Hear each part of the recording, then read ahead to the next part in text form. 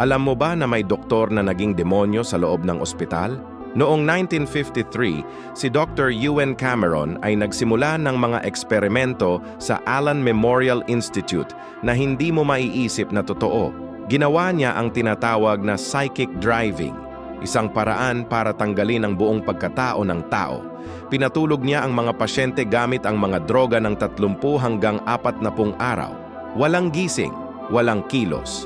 Habang natutulog sila, binomba niya ang kanilang utak ng malakas na kuryente.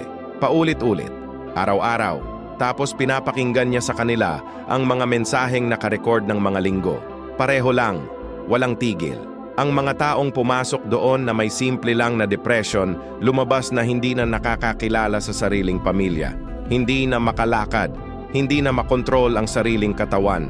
Ang layunin ng CIA, gumawa ng mga taong walang sariling isip, mga robot na susunod sa lahat ng utos.